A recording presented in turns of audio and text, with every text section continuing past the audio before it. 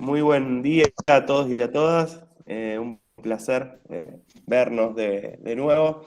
Metimos desde el sábado pasado a un seguidito de historia de Rosario que para nosotros recién hablábamos antes de lo lindo que son estos encuentros y creo que el frío motiva más a esto de estar escuchándonos y aprendiendo sobre la historia de nuestra ciudad. Seguimos con la instancia, yo casi siempre digo lo mismo, ¿no? Pero tiene que ver con que seguimos trabajando desde el museo para brindarle a ustedes la mayor cantidad de herramientas para que multipliquen los conocimientos sobre la historia de Rosario. Para nosotros es realmente fundamental que este curso trascienda esta pantalla y estas clases, que ustedes utilicen la plataforma, el debate, los contactos para multiplicar y hablar de la importancia de aprender nuestra propia historia, ¿no? Esto de fortalecer nuestra identidad. Muchos de los que asisten a este curso son grandes estudiosos de la historia de la ciudad, así que para mí es un privilegio que muchos estén participando de forma activa tanto el año pasado como este año. Y es muy importante que este curso se sostenga en el tiempo y para eso vamos a trabajar porque me parece que lo que tiene que trascender no solo la pantalla, sino llegar al aula y que sea una herramienta para primaria, para secundaria y para terciaria, porque los que hemos transitado por ámbitos de formación, tanto media o terciaria o universitaria, sabemos que la historia de Rosario ha quedado relegada no por algo en particular, sino porque ha sido abordada de forma fragmentaria o atomizada por distintos historiadores, pero casi nunca está en la currícula, ¿no? Historia de Rosario como tal.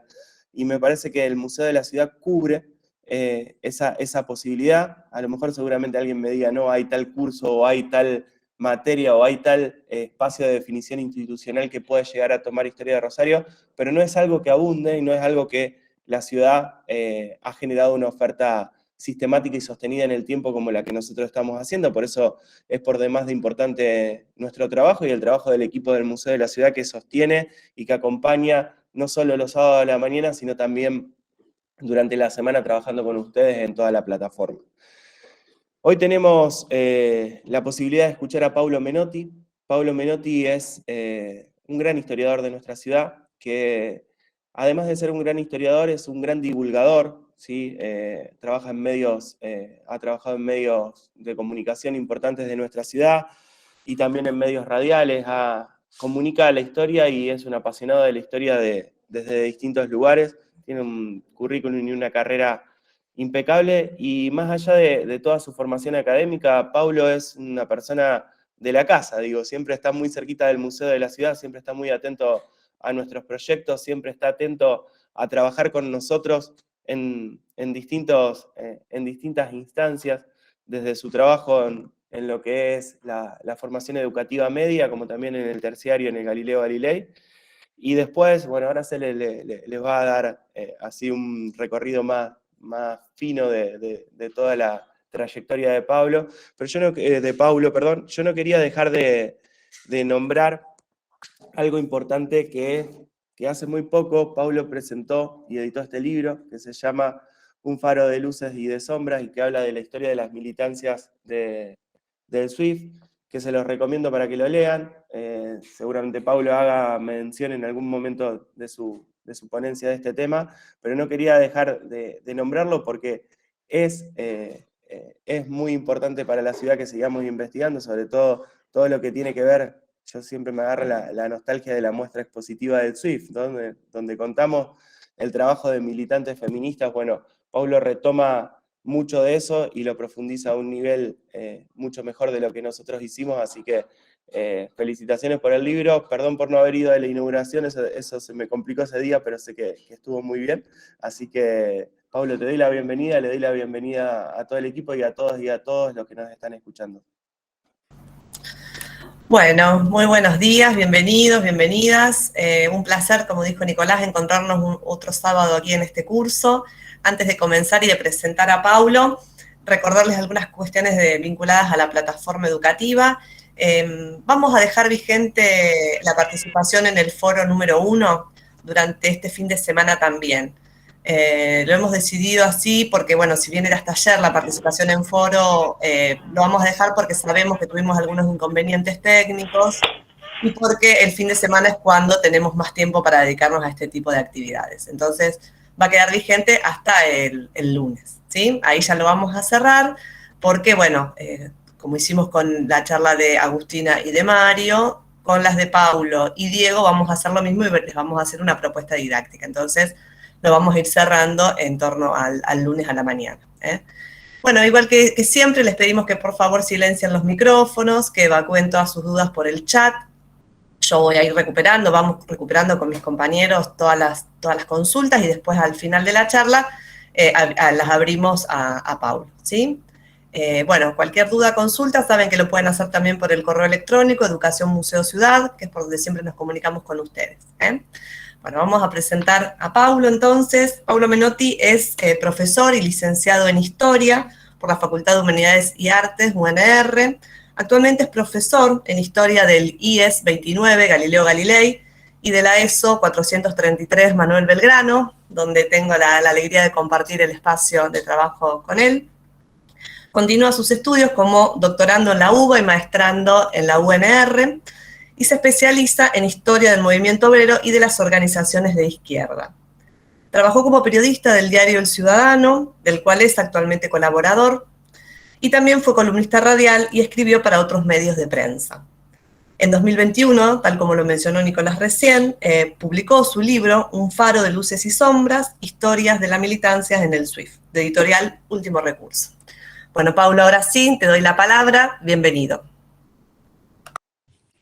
¿Qué tal? Buenos días. ¿Se escucha bien? Bien. Bueno, muchísimas gracias, Nicolás.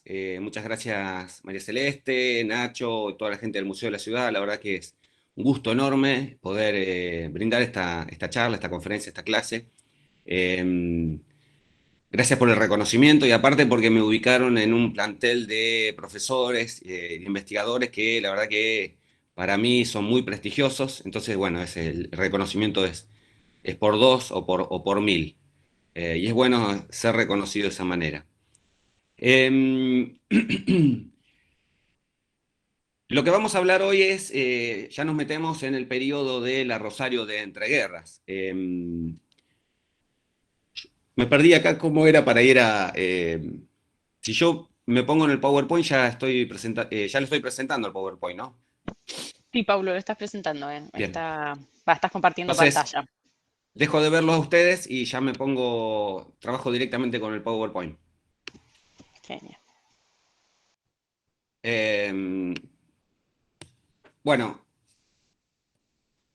la iniciación del curso, cambios en la ciudad y conflictividad social entre 1914 y 1930.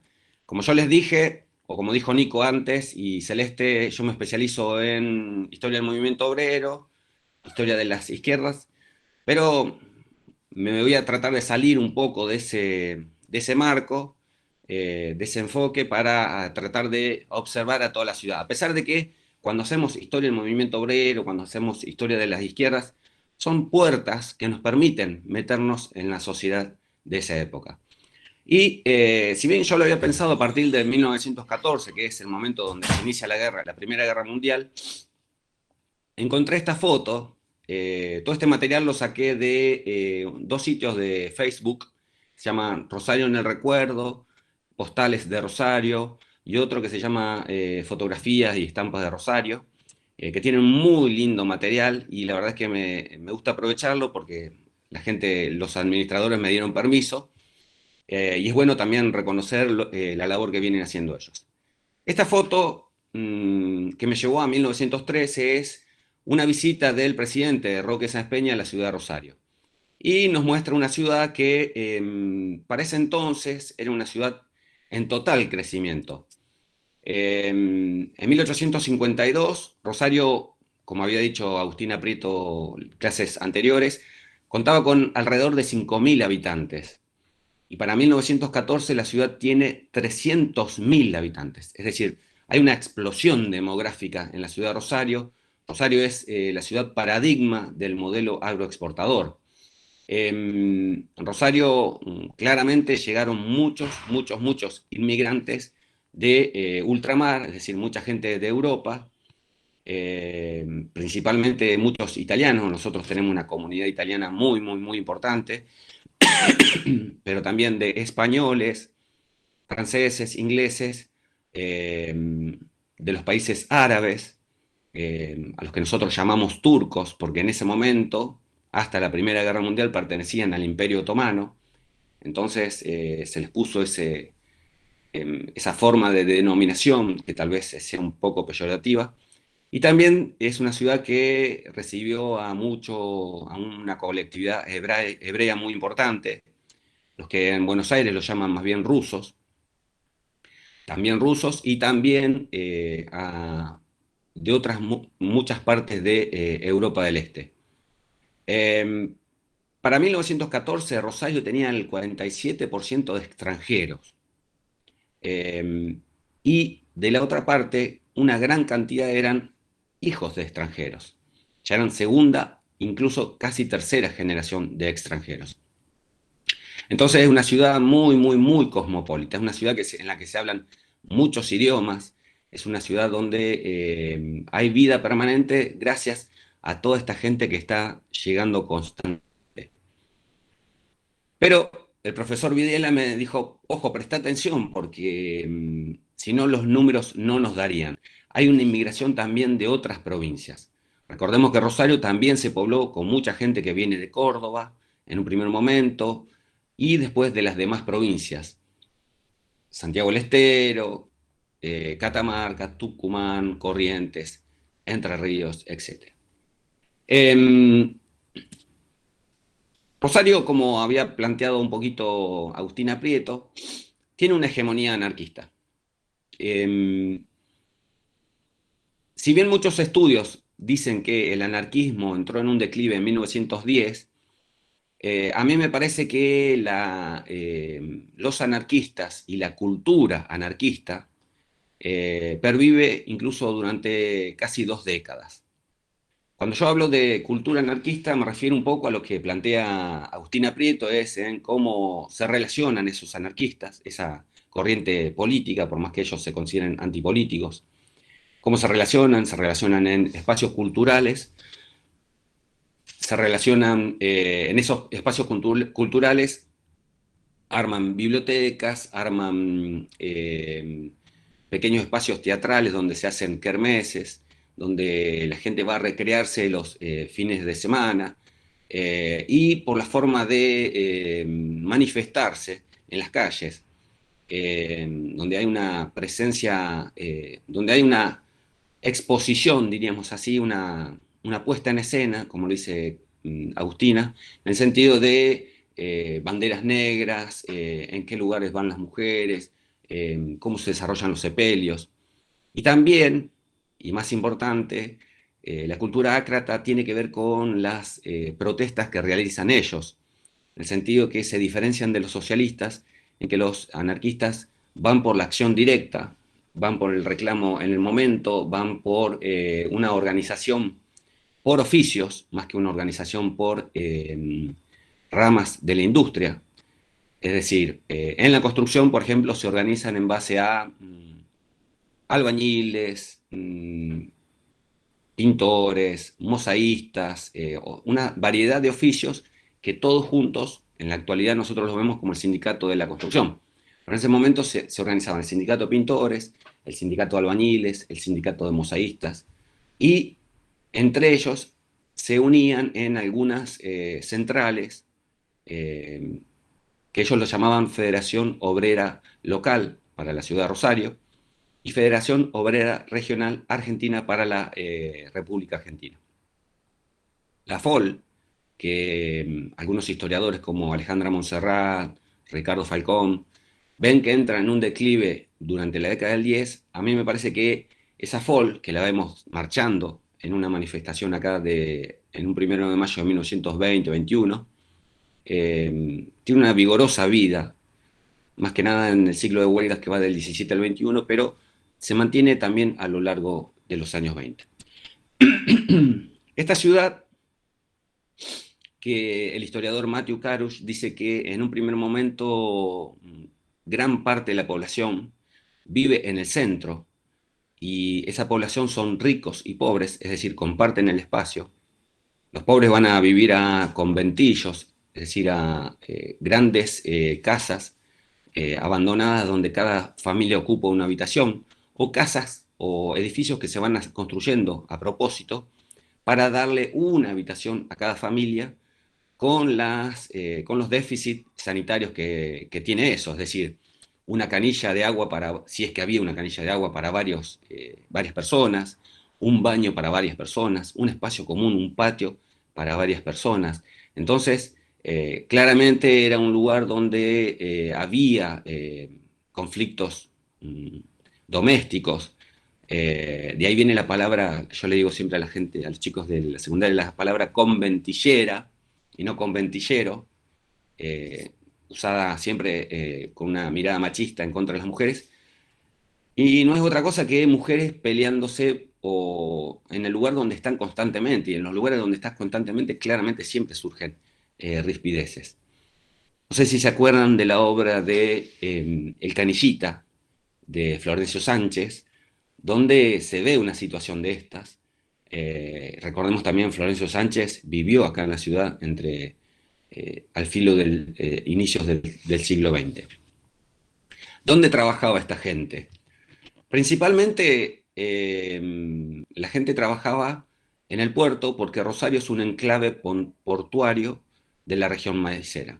Rosario reúne, gracias a su vía férrea, a toda la producción del sur de Córdoba, del sur de Santa Fe y del norte de Buenos Aires. Y en este puerto, que le lleva, que se vuelve muy importante para la época, es el segundo puerto en importancia, se exporta para esta época la mayor parte del maíz de la Argentina. Lo que vemos acá, por ejemplo, es galpones del Ferrocarril Central Argentino que ya descargan directamente en los barcos, que son barcos que tienen destino en gran medida a Europa u otros países. Rosario es un nudo ferroviario importante. Si alguien pasó por el viaducto Avellaneda se va a dar cuenta que abajo hay un montón de vías. Esa es una de las playas más importantes ferroviarias de América Latina. En 1860, Mitre, después de cascotearla bastante a la ciudad, le apoya a la ciudad en el sentido de que apoya que desde la ciudad se instale la mayor cantidad, o por lo menos el tramo que va desde Rosario a Córdoba. Es uno de los principales vías hasta la década del 80. Y en ese sentido nosotros pensábamos que todas las instalaciones ferroviarias llegaban a Buenos Aires, y es verdad, todas llegan a Buenos Aires, pero Rosario, si nosotros vemos un mapa, forma un radio importantísimo también. Desde Rosario tenemos trenes al norte de Santa Fe, tenemos trenes a Córdoba, tenemos trenes a Mendoza, y tenemos trenes hacia el norte de Buenos Aires, incluso el tren Belgrano, que llega hasta Bahía Blanca. Entonces, Rosario es un nudo ferroviario importantísimo. Y en el ferrocarril trabaja mucha gente también. Si en el puerto llegaron a trabajar hasta 6.000 personas, en el ferrocarril o en los talleres de lo que actualmente es el Shopping Alto Rosario, llegaron a trabajar hasta 3.000 personas. Ahí salió el libro de Lali Badaloni, que después lo vamos a mostrar, que analiza justamente cómo era el trabajo en esos talleres del Alto Rosario y en los talleres Gorton en Pérez.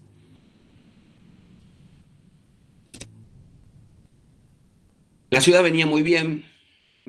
Está bien, tenemos que reconocer que el trabajo era muy flexible, en el sentido de que había que ir a buscar trabajo todos los días. Para trabajar en el puerto había que presentarse todos los días en la puerta, salía alguien y te tomaba. Y eso lo hacía muy flexible, no había un sueldo, entonces se trabajaba por jornal. Los salarios los jornales que se ganaban en el puerto eran muy interesantes porque triplicaban o cuadruplicaban lo que se ganaba en otros lugares. Pero una persona no podía garantizar trabajar los 30 o los 28 o los 26 días en el puerto. A lo sumo podía llegar a trabajar una quincena o una semana. Los salarios en esa época Si una familia, más o menos, a grandes rasgos, si una familia necesitaba 150 pesos para vivir con lo básico, estamos dejando afuera vestimenta, salidas culturales, gustos, etcétera, etcétera, comprarse la casa, todo eso, lo mínimo, la canasta básica era 150 pesos. Y un varón, un hombre, ganaba entre 60 y 90 pesos promedio. Una mujer ganaba, a veces por el mismo trabajo, entre 30 y 60 pesos. Y por eso tenían que salir a trabajar los niños, que ganaban entre 15 y 30 pesos. Entonces, más o menos entre el grupo familiar llegaba a cubrir ese costo básico. Sin embargo, o sea, no todos los trabajos eran de estas características. Había una aristocracia obrera, por ejemplo, los maquinistas de trenes que ganaban 200 o 150 pesos, o había algunos puestos donde que hacían o daban cuerpo a esa incipiente clase media que se iba generando, pero que aún no se había generado del todo en la ciudad.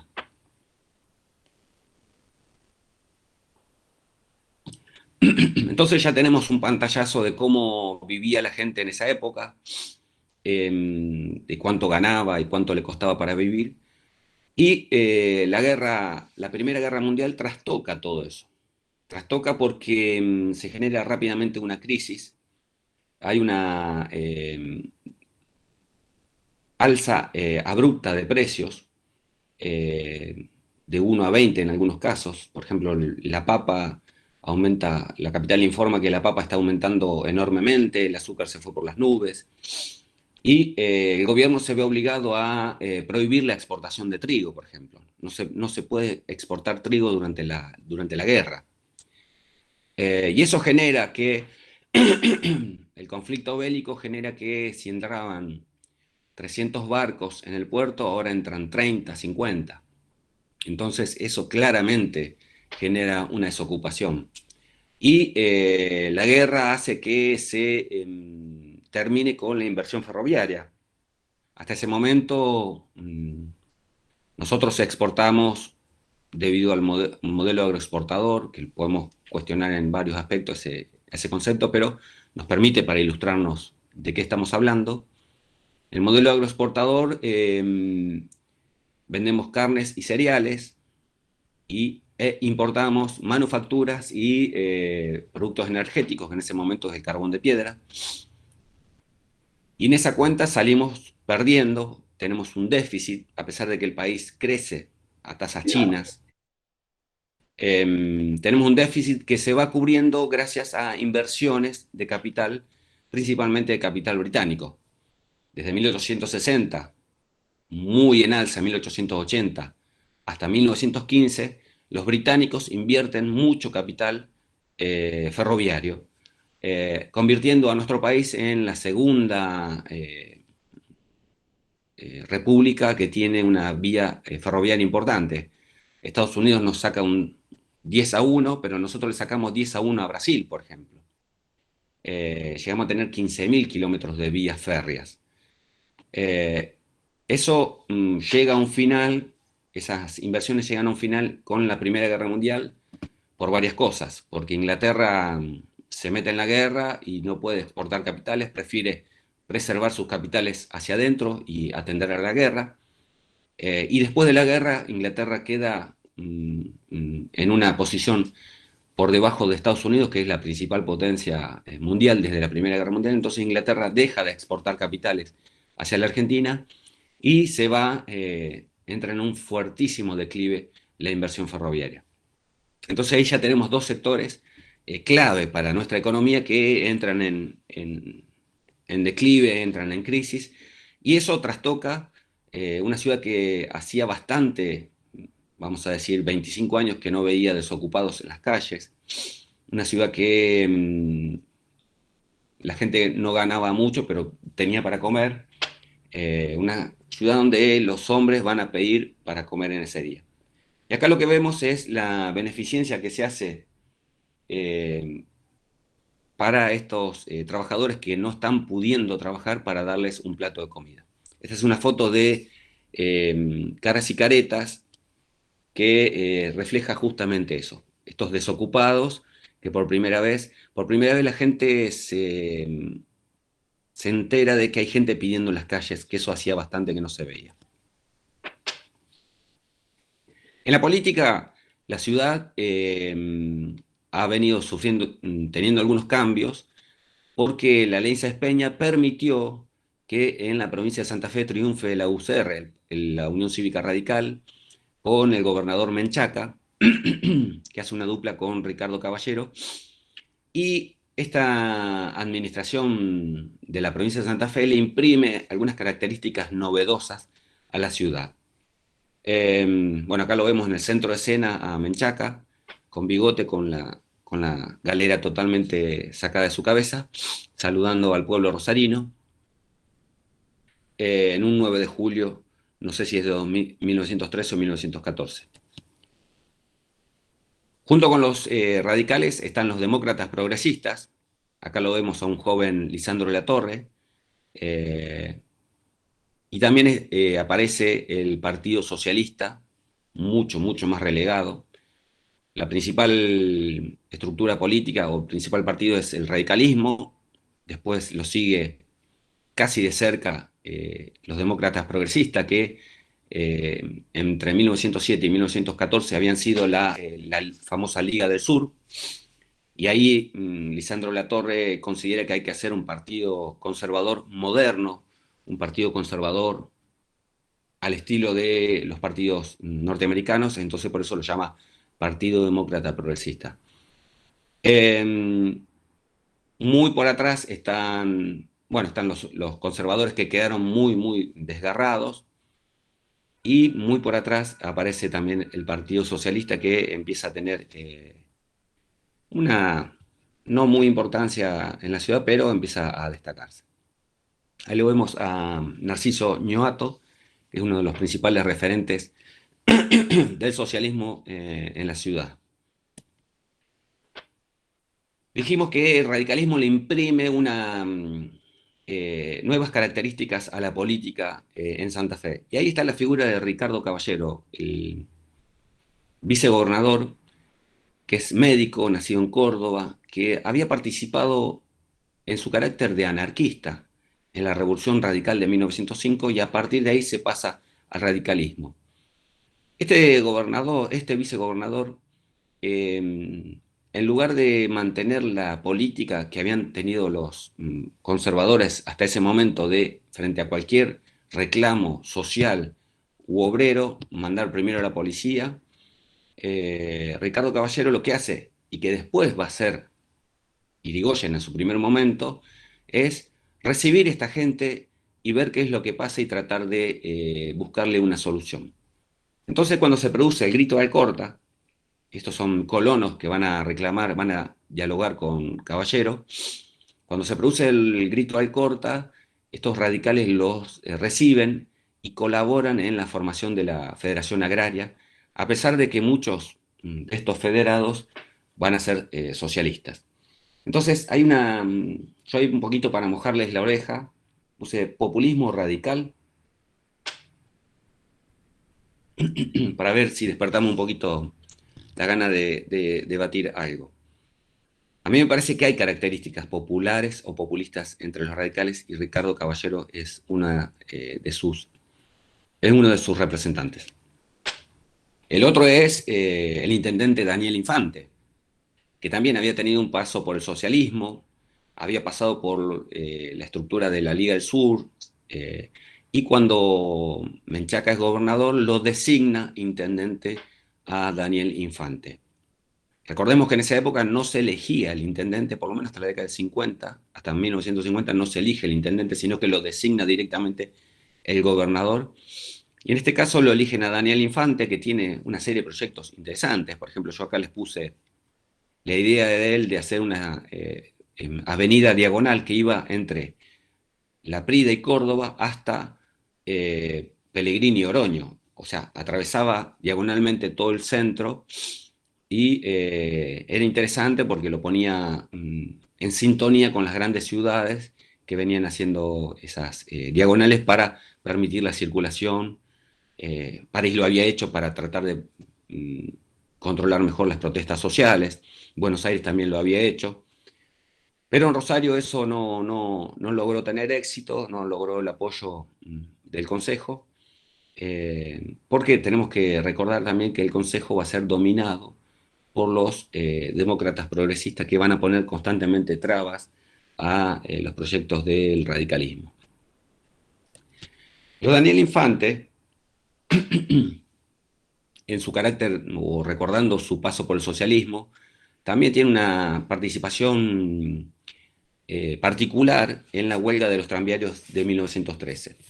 ¿Por qué? Porque Daniel Infante, en lugar de rechazar los pedidos, en lugar de mandar la policía de entrada, lo que hace es recibir a los tranviarios para tratar de buscarles una solución. Los tranviarios reclamaban que no se les descuenten los problemas que tenían al manejar el coche, que se les aumente el salario, etcétera, etcétera. Y fue una huelga que implicó a toda la ciudad, porque se metieron también en la huelga los municipales, porque muchos otros gremios participaron solidariamente. Esa huelga se les fue de las manos y Menchaca, frente a una ocupación obrera de la ciudad, prefirió convocar al ejército y ponerle fin a esa huelga y sacando ahí, corriendo directamente a Daniel Infante de ese puesto. El radicalismo a nivel provincial ya empieza a tener sus diferencias. Principalmente a partir de esta huelga, hay un sector que se empieza a llamar disidente, que es encabezado por este señor que está al lado de Hipólito Yrigoyen. Este es Ricardo Caballero, es el tío, abuelo o el abuelo directo de Mariana Caballero, o bisabuelo, no sé, la profe que nosotros casi todos conocemos. El sector disidente va a estar en oposición al sector ligado al Comité Nacional que va a seguir encabezando Menchaca. Y en las elecciones de 1916, es decir, cuando llega Hipólito Yrigoyen a ser presidente, el voto que define que Yrigoyen sea presidente es el voto de Santa Fe. Tenemos que recordar que en esa época no se votaba directamente, sino que se votaban a electores. Vieron como en las elecciones en Estados Unidos, vos elegís un elector, una persona que después va a votar supuestamente por el mismo partido que vos votaste, se puede dar vuelta en el medio. Y Santa Fe tenía la posibilidad de definir la elección y el que es electo en ese momento, Rodolfo Lehmann, gobernador de Santa Fe, está muy opuesto a Yrigoyen, no lo convence nada su política y está a punto de votar a los conservadores hasta que aparece Ricardo Caballero y los convence de que tienen que votarlo a Hipólito Yrigoyen. Y yo no sé si desde antes o desde ese momento Hipólito Yrigoyen tiene una amistad muy importante con Ricardo Caballero. A pesar de la crisis, a pesar de que los trabajadores y las trabajadoras están mal, la ciudad sigue creciendo. En 1917 se inaugura la jefatura de policía, es decir, donde está el jefe político de la ciudad, que actualmente es la sede de gobierno y durante mucho tiempo fue la casa de la policía. La jefatura política era el lugar donde residía el jefe político. El intendente se encargaba de la cuestión administrativa y el jefe político se encargaba de controlar el orden a través de la policía y de la cuestión política de la ciudad. Era el representante del gobernador en la ciudad.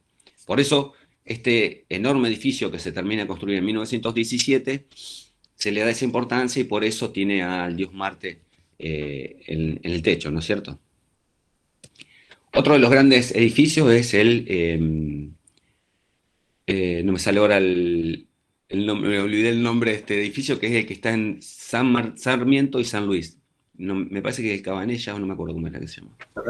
Sí, Cabanellas es, Pablo. Cabanellas.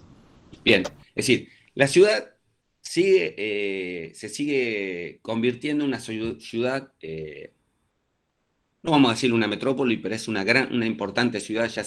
Ya Rosario, desde el 1900, y más para esta época, ya se convierte en la segunda ciudad de la República Argentina. Gracias a su puerto, pero también gracias a la arquitectura propia de la ciudad.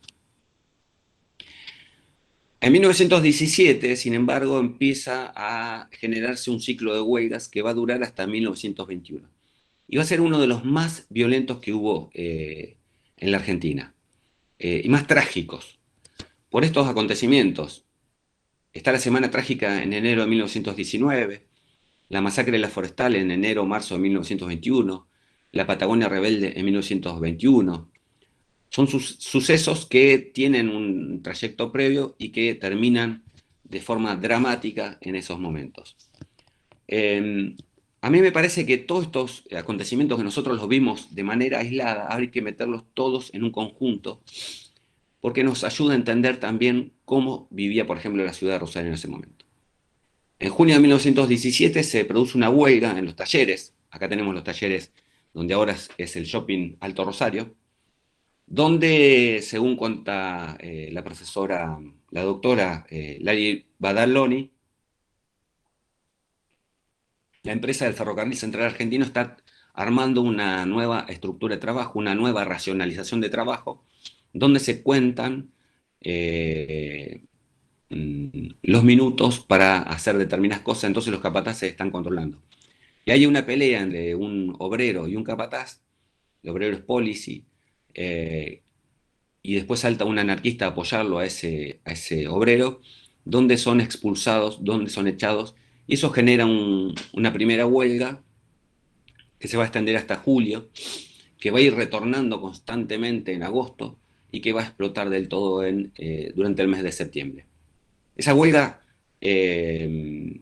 movilizó a más de 3.000 personas en el barrio Refinería, principalmente a las mujeres. Las mujeres que en un primer momento nosotros las habíamos visto como esposas, madres, hijas, novias, parientes, vecinas de estos ferroviarios que vivían ahí, justamente en el barrio Talleres Refinería, son las que le dan vida a esta huelga, las que la mantienen, y que se enfrentan en algunos momentos con la policía, a pesar de que ahí podríamos llegar a discutir, porque hay algunos historiadores que ven que hay una represión policial, y a mí me parece que en ese momento está de jefe político Néstor Noriega, que es un dirigente radical, y Néstor Noriega, en línea con Ricardo Caballero, porque él era caballerista, y en línea con lo que venía, o lo que iba a plantear, o lo que ya estaba planteando Hipólito Yrigoyen, era no ir a enfrentar directamente con la policía de los trabajadores, sino tratar de negociar una salida. Pero es cierto que, como dijimos antes, hay una cultura anarquista, y esta cultura anarquista hace que el conflicto se dé, y en ese conflicto se incendian vagones, se incendian galpones, es decir, se terminan dando estos enfrentamientos entre la policía y los trabajadores y las trabajadoras. Hay recuerdos que lo podremos ponerlo entre comillas, pero recordando mujeres que enfrentan a la policía que viene a caballo por Avenida Alberdi. Esa es una de las primeras huelgas. En 1918 se van a ir produciendo más. El principal sector, también como dijimos antes, es el de los portuarios, al que más los empresarios le temen, porque también, al igual que los ferroviarios, tienen la posibilidad de parar la producción y la exportación de granos, que es lo más importante de la economía argentina. Acá vemos a los estibadores portuarios armando las estivas en los galpones que tenemos acá enfrente del río. Tenemos que recordar que hasta la década del 40, el 100%, en el 30 ya empezó a haber silos, pero acá el 100% se hacía en bolsas, entonces esas bolsas se iban amontonando en estos galpones, en esto que se llaman estivas. Si paraban los portuarios era un problema. Entonces, en 1918 se produce el primer paro de los portuarios, en marzo, que es un paro derrotado, pero eso va a ir incitando a generar un clima en el que todos los gremios van a ir entrando constantemente en paro. Los panaderos, mujeres de refinería argentina azúcar, fábrica de zapatillas americana. Lo que están reclamando los trabajadores es que durante la guerra los precios estuvieron en alza, en 1917 se recupera el comercio exterior y se reactiva la actividad, pero lo que no se reactivan son los salarios. Entonces, el primer reclamo es ese, que se levanten un poco los salarios. Y otra cuestión que se reclama son las condiciones de trabajo. En 1918 se produce la huelga de policías. Y esta es una de las huelgas que más preocupa a los empresarios, pero también a los dirigentes políticos de la provincia y del país, e incluso de países extranjeros. Ahí hay un libro que habla del espionaje en el Río de la Plata, el espionaje inglés, italiano, francés, donde los espías están preocupados por ver si hay algún anarquista que tenga ganas de ir a Europa a ponerle una bomba a algún político allá. Entonces están analizando constantemente qué es lo que están haciendo los anarquistas. Y algo que les preocupa es justamente esta huelga de policías. ¿Por qué? Y porque tenemos el caso de que en Rusia hubo una fraternidad entre soldados y trabajadores que terminó en una revolución. Entonces, ¿qué es lo que pasó? La policía hacía 6 meses que no cobraba. La policía se renovaba constantemente de acuerdo al candidato político que llegaba al poder. Estos policías, que los vemos acá desfilando por calle Corrientes, que tienen un apoyo, como vemos en la foto, tiene un apoyo popular importante, no se acuartelan, sino lo que hacen es salir a marchar por las calles, al igual que hacen los anarquistas. Salen de jefatura, van por San Lorenzo, van a la calle San Lorenzo y Entre Ríos, al lado del bar La Sede, donde hay ahora una estación un estacionamiento de autos. Ahí estaba el local de la Juventud Anarquista. Ahí hacen una asamblea, resuelven cosas y siguen marchando. Toman por Sarmiento y vuelven por San Luis. Y en San Luis y Entre Ríos lo está esperando otra parte de la policía que los agarra a los tiros y se habla de hasta 16 muertos. Entonces, es una huelga que preocupa mucho. Lo que hace el gobernador ahí es, el gobernador Lehmann, Rodolfo Lehmann, es expulsar a todos los huelguistas, no pagarles nada de los que se les debía, pero hay una cuestión acá que es importante, que es que muchos huelguistas dicen, bueno, me voy a trabajar a hacer la cosecha al campo y listo. Haciendo la cosecha al campo, si bien el trabajo era extenuante, era demoledor, se podía ganar bien y se podía tirar algunos meses acá en la ciudad. La cosecha del campo, estamos hablando de la cosecha fina, se juntaba el trigo entre noviembre y enero y el maíz entre marzo y junio. Entonces más o menos se hacía una campaña, se hacía una recorrida por el campo donde los jornales eran pagados, bien pagados, de 7 a 10 pesos, mientras que acá ganaban entre 1,50 y 2,50. Entonces, esa huelga se desactivó en ese sentido, pero dejó una preocupación y dejó un precedente para lo que viene inmediatamente, que es la Semana Trágica en Buenos Aires. Entonces, frente a lo que está pasando en Buenos Aires, en Rosario hay una preocupación y lo que hace el gobierno de la provincia es rápidamente, con el ejército, rodear a la ciudad y tratar de controlar a los gremios, provocándolos, en muchos casos, para poder apresarlos. Entonces, estas fotos son de la revista Caras y Caretas de la ciudad de Rosario, donde vemos la policía recorriendo, donde vemos algunas personas que están llevando detenidas, y la foto que quería mostrarles es la del centro, que es donde llevan detenidos a los obreros que se habían enfrentado, estos son obreros ferroviarios que se habían enfrentado con la policía a los tiros, y que fueron controlados. Pero empieza a surgir de parte de la clase media una oposición a todas estas protestas sociales que vienen de los sectores más populares, es decir, de la clase trabajadora. Y lo que surge ahí es, empiezan a surgir las organizaciones contrarrevolucionarias.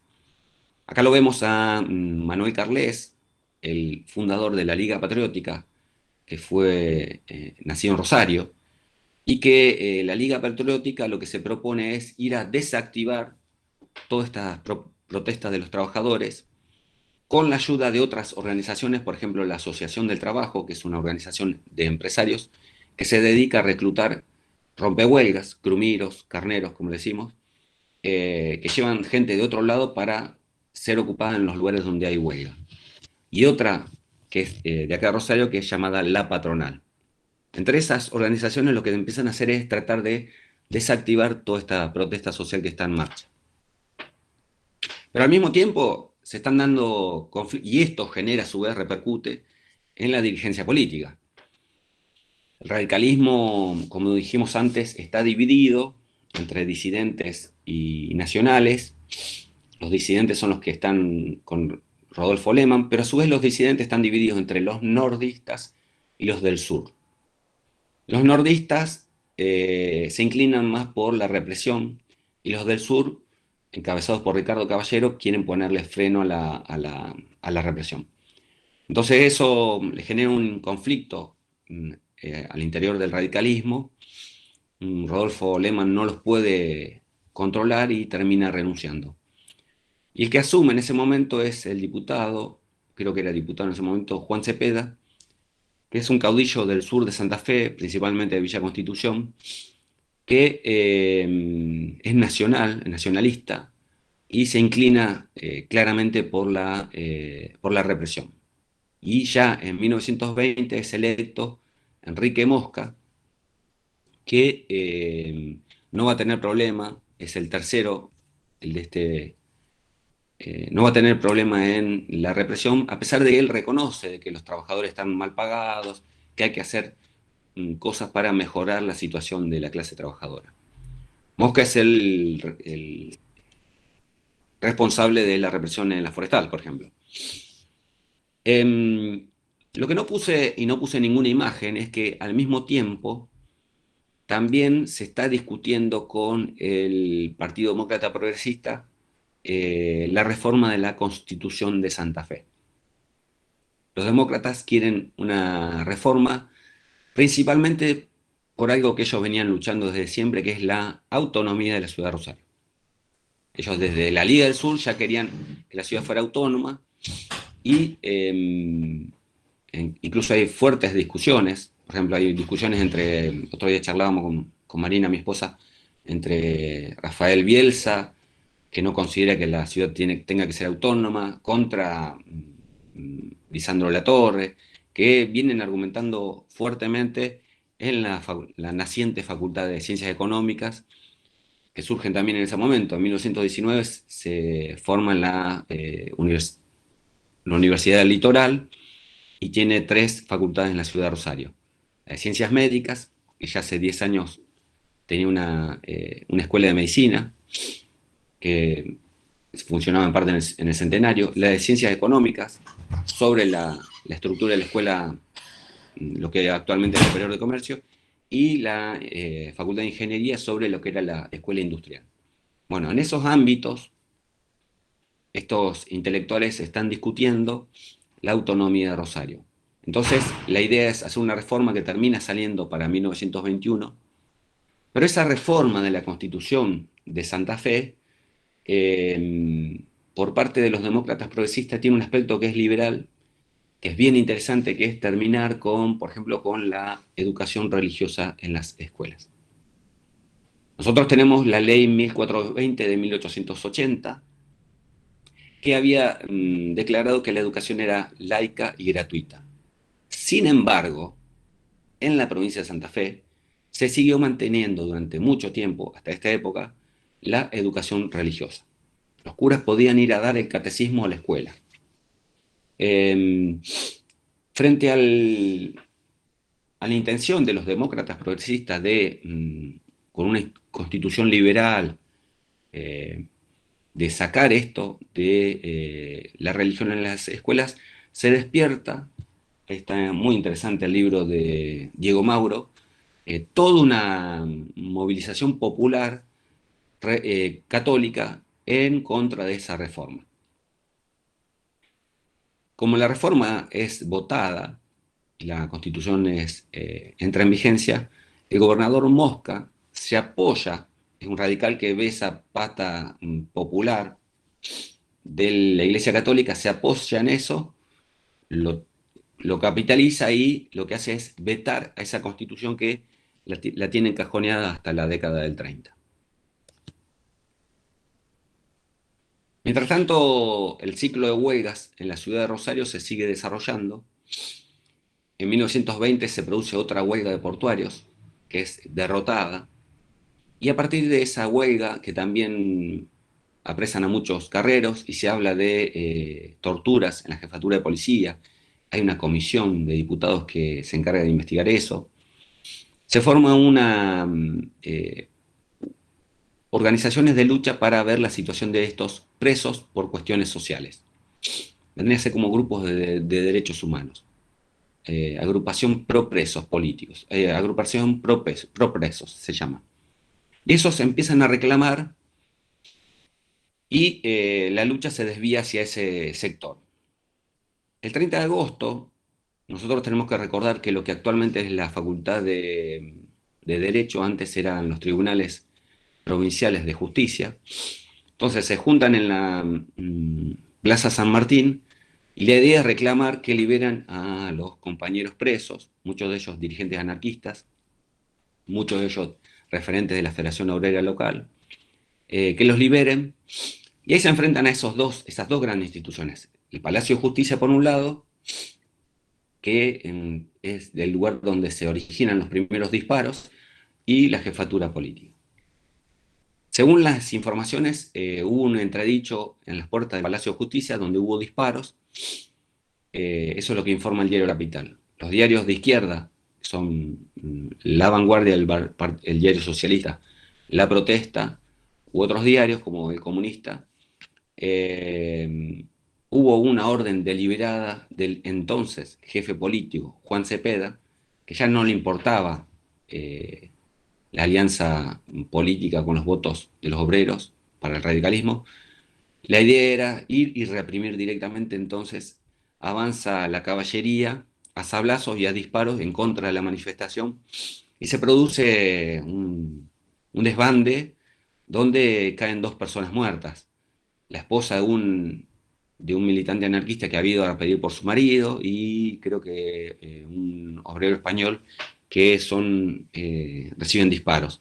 Pero hay muchos más lastimados con sables, muchos atropellados con caballos, gente que se llevó puesta a sí misma. Entonces, desde la izquierda se le puso al 30 de agosto de 1920 la masacre de Plaza San Martín, que fue festejada en la Bolsa de Comercio y se les dio un premio especial, se juntó plata para darle un premio especial a los policías que actuaron en ese lugar. Mientras tanto, lo que se está dando es el conflicto de la forestal. Entran en una segunda huelga, hace un año ya habían entrado en huelga, la habían ganado los trabajadores, y ahora se vuelve una segunda huelga que se complica para los meses de enero a abril de 1921, que termina con enfrentamientos armados entre los trabajadores y la policía, y termina con la llamada masacre de la forestal, donde no se sabe actualmente la cantidad de muertos. Hay gente que habla de 300, hay gente que habla de 1000 muertos, no se sabe exactamente y sería muy difícil poder contarlos. Lo que sí sabemos, lo que los testimonios revelan es que había pilas de muertos y la forestal lo que hace es cerrar las puertas directamente, cierra la fábrica y expulsa de sus territorios, como si fuera un estado dentro de la provincia de Santa Fe, expulsa de sus territorios 4 millones de hectáreas a la gente que allí vivía, es decir, 20.000 personas más o menos, o sea, familias enteras vivían en ese lugar, fueron expulsadas, les quemaban los ranchos, los sacaban de esos lugares. Mientras se está desarrollando eso, en el norte provincial, en Rosario, siguen pasando cosas. En enero de 1921 los municipales entran en huelga porque el Consejo Deliberante, que tiene mayoría demócrata progresista y se opone a los radicales, quiere bajarles el sueldo, no le está votando el presupuesto. En 1921, esa huelga que ya es caótica en la ciudad, donde se queman tranvías, donde se tirotean con la policía, donde les arrebatan las armas a la policía.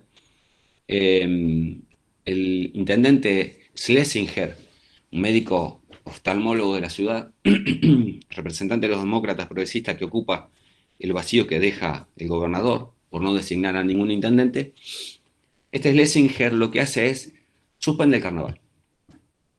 Y eso genera peores conflictos. Es decir, tener el carnaval era una cuestión conflictiva, porque cómo controlar a la gente en la ciudad.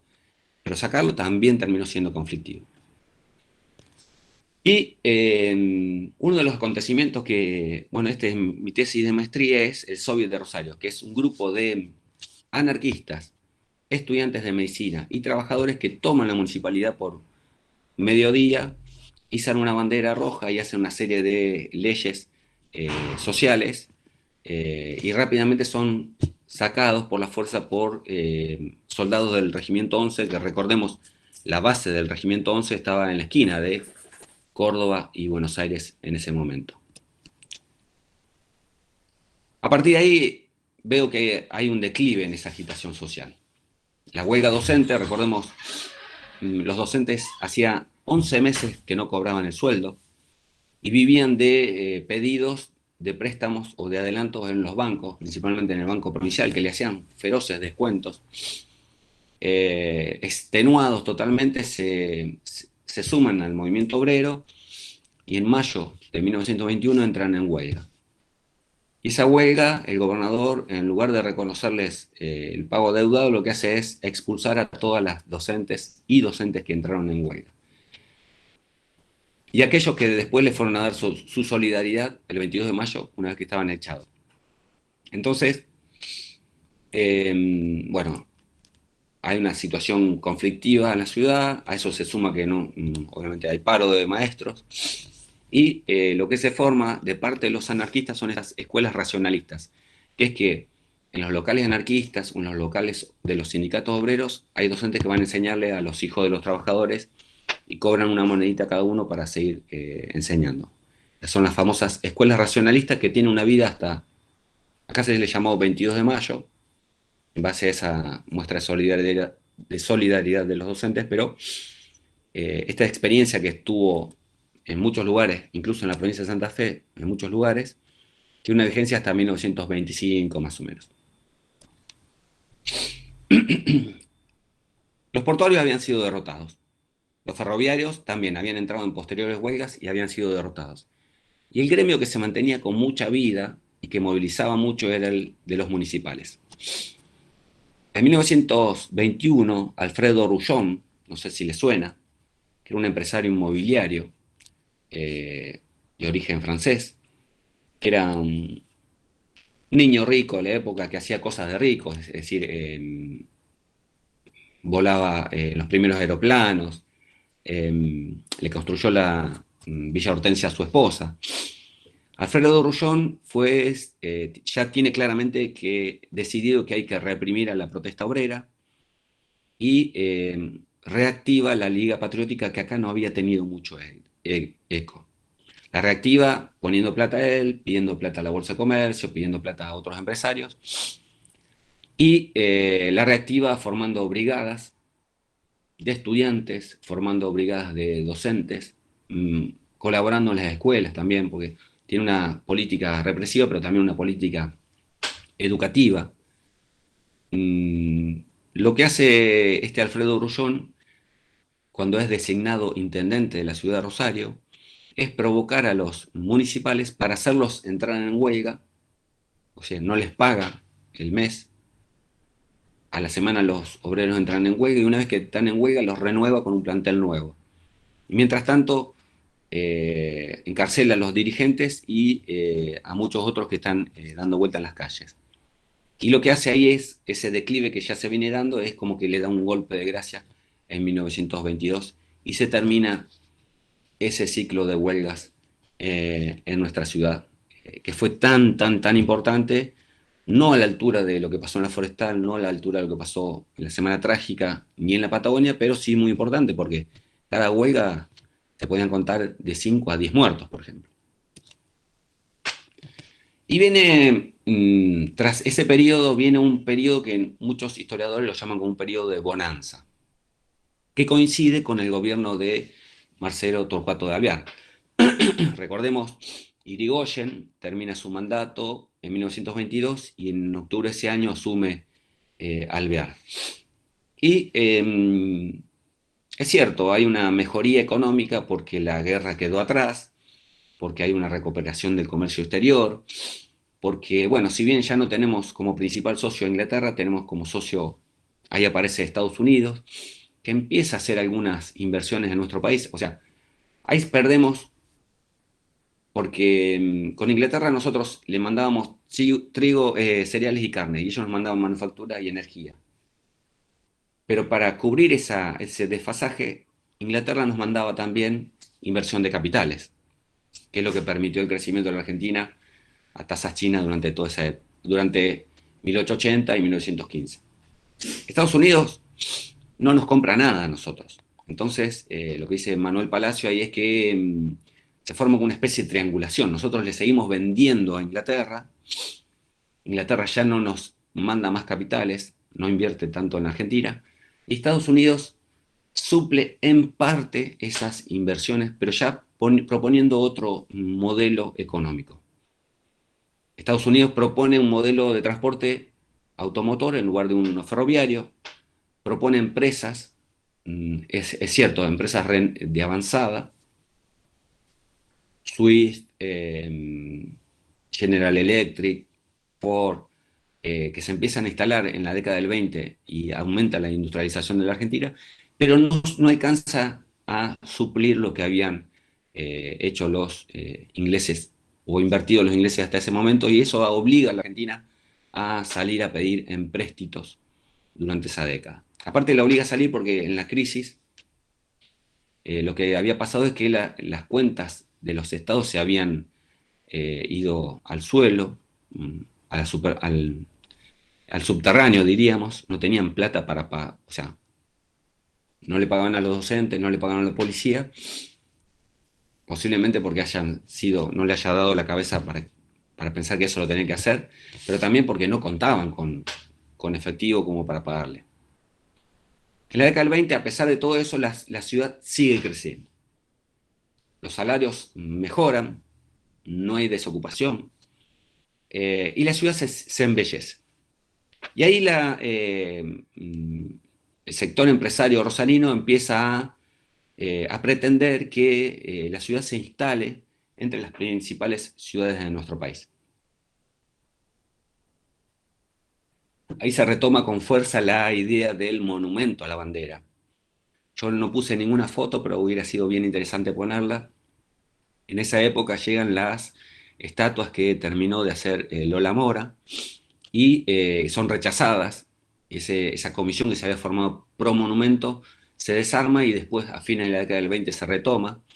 Pero la ciudad ya está pensando, o esta clase empresaria descendiente de italianos ya está pensando en proponer a la ciudad como la segunda del país, y por eso la estatua de Belgrano, o sea, que tenemos ahí enfrente del Museo de la Ciudad.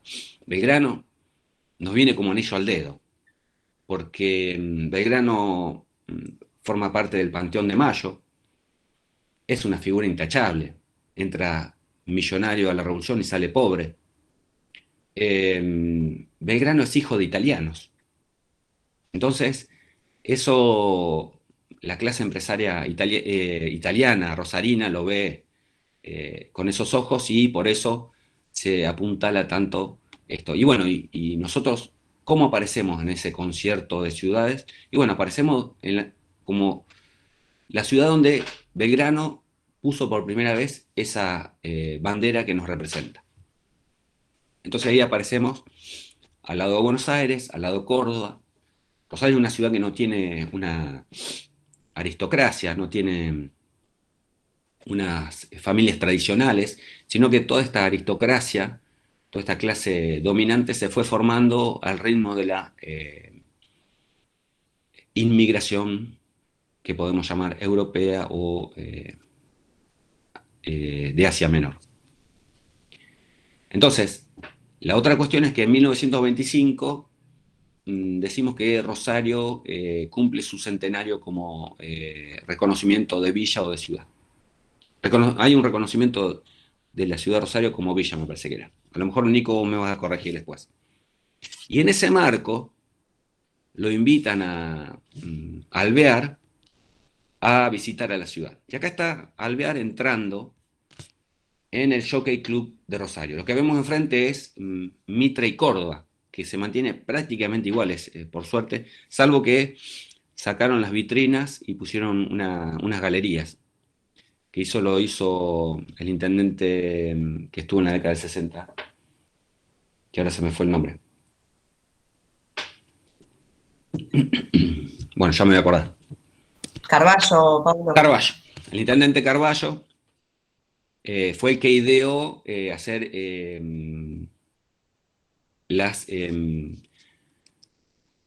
vieron que lo que quedan son columnas como una especie de techitos en algunos lugares. Lo vemos por calle Santa Fe, lo vemos ahí. Es decir, se desarmó parte de ese edificio para hacer una especie de paseo, hacer esas galerías con una parte abierta. Y la ciudad recibe visitas ilustres. Viene el príncipe de Gales, viene Einstein, viene el hermano de Francisco Franco, que es un aviador que vuela en el Plus Ultra, es un avión que por primera vez, uno de los principales aviones, los primeros aviones que llega volando desde España hasta Sudamérica. Y también viene, representando justamente esta comunidad italiana, el príncipe de Piamonte, Humberto de Saboya, que ahí es recibido por el gobernador Ricardo Aldao. Viene vestido de militar y al lado va de galera sentado al lado. Y también es una ciudad que empieza a aumentar sus aspectos recreativos. Lamentablemente no estuve en la clase de Diego Roldán y él sabe muchísimo, pero muchísimo más que yo de todo esto, pero en la década del 20 lo que empieza a aumentar es el amor por estos deportes como el fútbol. Y ahí hay un texto muy, muy lindo de Friedenberg que hace la historia social del fútbol. Y él propone que el fútbol se va creando a partir de la intención de los hinchas. Y estos hinchas son gente que se junta, gente que le gusta el fútbol, que se junta a jugar en los campitos, en los baldíos, y que después van institucionalizando clubes. Y si se juntan, participan en torneos, y después siguen juntando plata, se compran el terreno, y después siguen juntando plata y arman un club, una estructura de club, donde ya se empieza a tomar nota de qué es lo que está pasando. Y en esta época, no es que son los primeros clubes, pero en esta época se va afianzando esa cultura. Bueno, los clubes de fútbol ya vienen desde hace bastante, ¿no? Pero la Asociación Rosarina de Fútbol, Newell's y Central juegan de igual a igual con Tiro, con Central Córdoba. O sea, el torneo reúne a estos 8 o 10 equipos que constantemente se están juntando a disputar en la ciudad. Y lo interesante también de esto es que hay visitas de clubes extranjeros.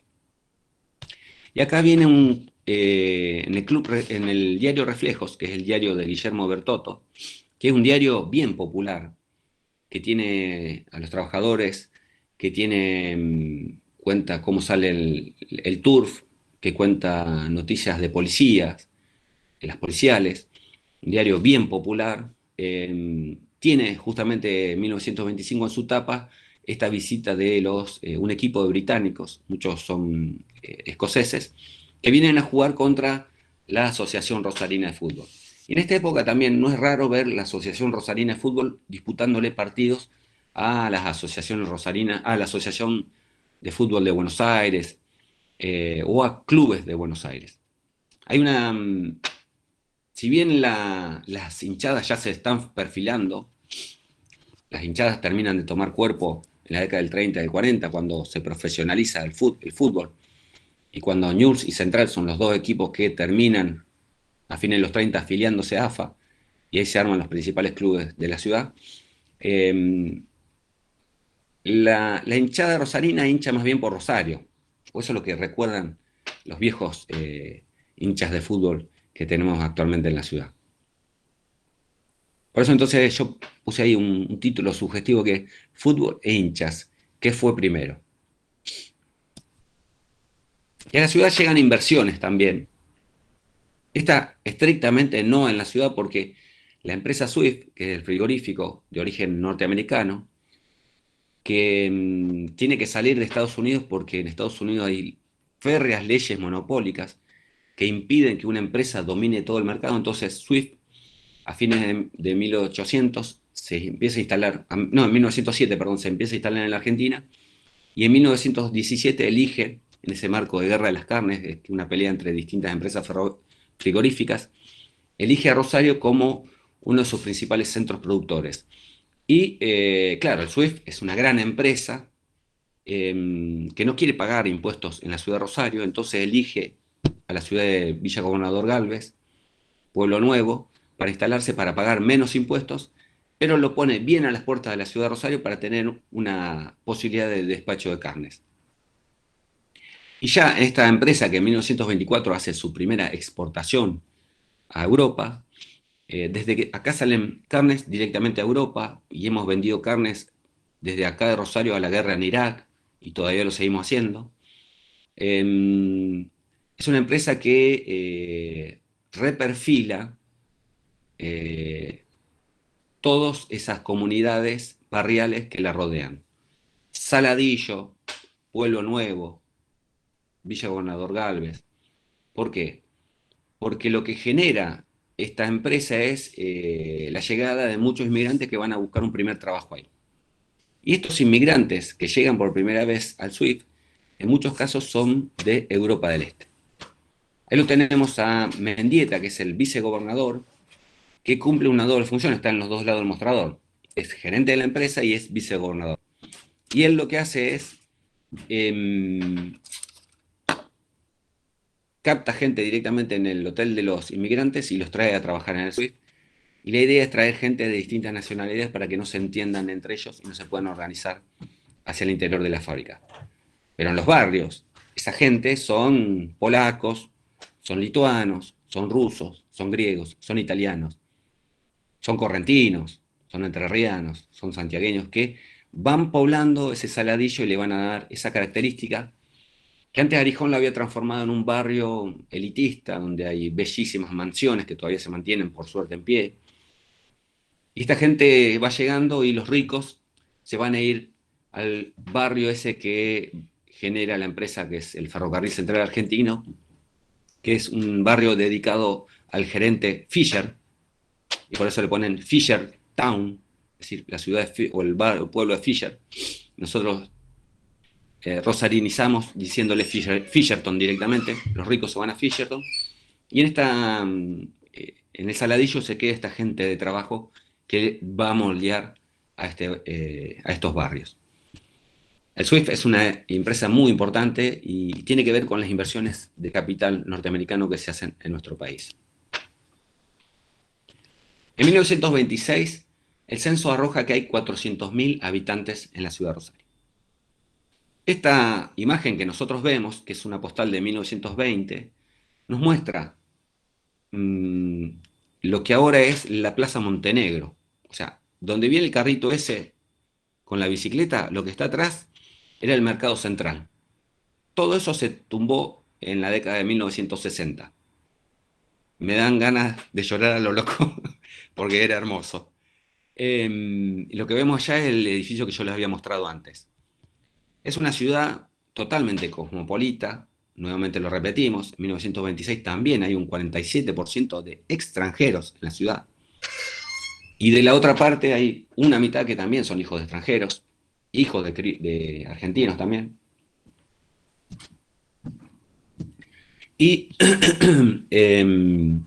a pesar de que muchos historiadores reniegan de este censo municipal, lo ven como que está medio dibujado, porque se pasó de 1914 de 300.000, ellos calculan, por ejemplo, me parece que Diego Roldán es uno de los que no confía mucho en este censo, dice, es imposible que haya crecido la ciudad en 100.000 habitantes. A mí me parece un tanto verosímil, pongámosle un poco menos, pero la ciudad ya era una ciudad importante. Para entonces Buenos Aires ya tenía más de 1 millón de habitantes. Buenos Aires como que nos va sacando casi siempre 10-1. Entonces ya tenía 1 o 2 millones de habitantes. Y la ciudad se sigue construyendo. La ciudad, en esta década, donde hay bonanza económica, claramente esa bonanza económica se transmite rápidamente a la construcción. Lo que vemos atrás de este señor que se está fotografiando en un techo es la construcción del Palacio Fuentes. El Palacio Fuentes, que está ahí Sarmiento y Santa Fe, que está enfrente del bar El Cairo. Lo construye este empresario Fuentes, un inmigrante español que hace fortuna, como muchos otros empresarios, a partir del negocio inmobiliario, a partir de la exportación, como gerente de estas grandes empresas que son Bunge, Born, Dreyfus, y en el negocio inmobiliario también en el espacio rural. De hecho, ya Fuentes tiene su propio pueblo. También se construye la Sala Labardén y la Bolsa de Comercio, que se termina de edificar en 1928. Sin embargo, este bienestar no es para todos. Es decir, hay mejores salarios, hay mejores condiciones de vida, y la economía está funcionando y llega a su máximo en 1927-28, pero hay sectores que todavía no pueden acceder a la vivienda, a pesar de que en esta época se empiezan a darle más forma a los barrios. Empieza a crecer Echesortu, empieza a crecer, no me sale ahora el nombre del barrio que está atrás de la Virginia, en Palme de Graneros. Va cobrando más forma la zona sur, que era, o sea, los hospitales. Imagínense ustedes, el italiano, el español lo habían hecho en zonas alejadas de la ciudad para no contaminar los espacios urbanos. Bueno, en la década del 20 empiezan a ser ganados por esta gente que, al aumentar la población, se necesita mayor vivienda, y la gente se va a vivir a los barrios porque con un peso más en el bolsillo pueden trasladarse en el tranvía tranquilamente. Y de hecho hay varios proyectos de viviendas para la clase trabajadora, proyectos que salen del Consejo Deliberante, que en parte son concretados y en parte no. El barrio Parque me parece que también es de esta época. Y el tema es que mucha gente no logra concretar su vivienda, entonces se siguen construyendo esas viviendas de lata que hay todavía en la ciudad, casitas hechas de chapa. Y esta es una foto que no es de esta época, pero me permite recrear un poco porque es una foto de La Tablada. Es un barrio donde se empieza a arrojar la basura, y en la década del 30 va a ser el gran basural de la ciudad, que va a contrastar con esa imagen moderna, renovada del centro. En la novela de Rosa Bernique, Colinas del Hambre, por ejemplo, está bien trabajado esas dos imágenes fuertes de la ciudad de Rosario. Y es un momento, la década del 20, donde no hay tanta agitación social. Eso se explica por la economía que va avanzando, se explica porque es difícil sostener esa lucha como se había sostenido hasta ese momento, pero también hay una política represiva por parte de los gobernadores Mosca y Aldao, y porque también se van formando divisiones hacia el interior de las organizaciones obreras. Esta caricatura, que es informativa también, yo la tomé del diario Reflejos, de Guillermo Bertotto, que es un personaje. Guillermo Bertotto es un periodista que surge en el socialismo, pero después se va al Partido Demócrata Progresista, después se va al radicalismo y termina en la década del 40 en el peronismo. Fue Guillermo Bertotto el que denunció la desaparición de Penina, de Joaquín Penina, en 1930, y desafió a los militares. Es un personaje que amerita que lo estudiemos en profundidad y tiene varios diarios, uno se llama La Acción y otro se llama Reflejos. Y este Reflejo, como yo le dije, es un diario que tiene características populares y que lo tiene acá a Banzo, ese gran artista de la ciudad de Rosario, haciendo dibujos y caricaturas mostrando la situación. Y acá lo que muestra es lo que está pasando en la década del 20. Un policía representando la represión, eh, el tranvía, es decir, hay una pelea ahí entre los trabajadores con los tranviarios, porque muchos tranviarios no se adhieren a los paros. La ley de jubilaciones, que es totalmente rechazada por los trabajadores porque no quieren los trabajadores que les descuenten del sueldo. Y gente que, por ejemplo, mujeres que disfrutan de esa economía, de ese bienestar, y que no reparan en la situación de los trabajadores que lo vemos ahí compungido, apenado, como que no termina de levantar cabeza. Por eso me parecía interesante mostrar esta caricatura que hace Banzo en 1925. Sin embargo, en la década del 20, a pesar de todo esto que venimos diciendo, hay signos de reactivación en la protesta. Uno es la huelga por Kurt Wilkens en 1923. Kurt Wilkens es un inmigrante alemán que lo va y lo mata al coronel Varela, que fue el represor en la Patagonia. En 1924 se produce la huelga a nivel nacional, también en contra de la ley de jubilaciones de Alvear. En 1927 se produce una huelga por los dos condenados a muerte, los dos anarquistas condenados a muerte en Estados Unidos, Sacco y Bassetti, que acá tiene huelgas a nivel nacional e incluso muertes. Y también, entre 1900, bueno, esta es una foto del 26, pero en 1927 y 1928, se reactiva la campaña electoral e Irigoyen vuelve a escena. Y esta foto es rara, porque realmente Irigoyen no le gustaba la aparición en público, no le gustaba dar discursos, por eso le dicen el peludo, vieron que los peludos están siempre en la cueva. Esta es una vez que viene Irigoyen en 1926 acá a Rosario. Todas las imágenes, salvo una o dos, son de acá a Rosario.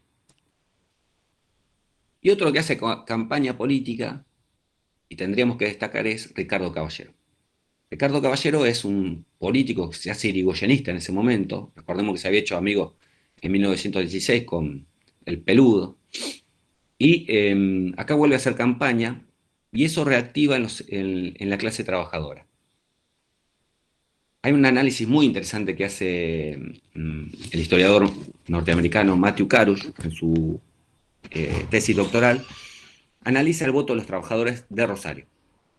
Y él se pone a ver dónde vivían los trabajadores y se da cuenta que en los barrios, lo que actualmente es Pichincha, que es Distrito 9, y Distrito 10, que la décima, seccional décima, que es refinería, talleres, son los barrios donde Caballero triunfa, pero alevosamente. Entonces por eso él concluye que los trabajadores votan masivamente por Ricardo Caballero. Y cuando Ricardo Caballero hace campaña, las promesas son de mejoramiento de la situación de los trabajadores.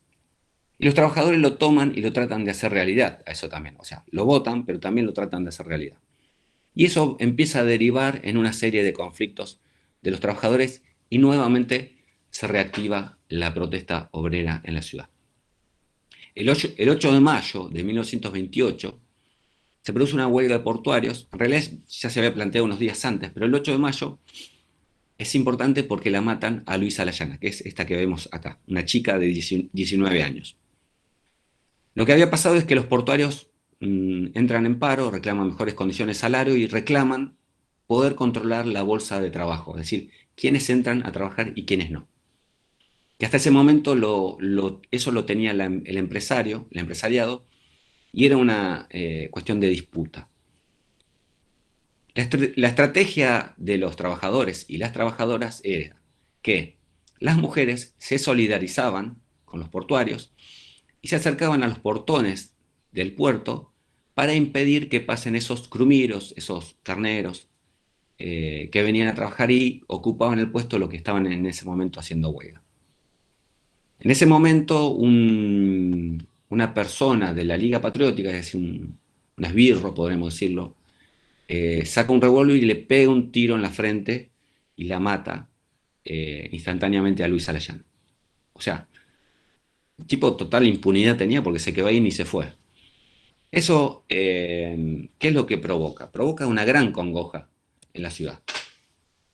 Al otro día, Luis Alayana es velada en su casa, la pasan por el local de los portuarios, y después ella vivía cerca de la Siberia.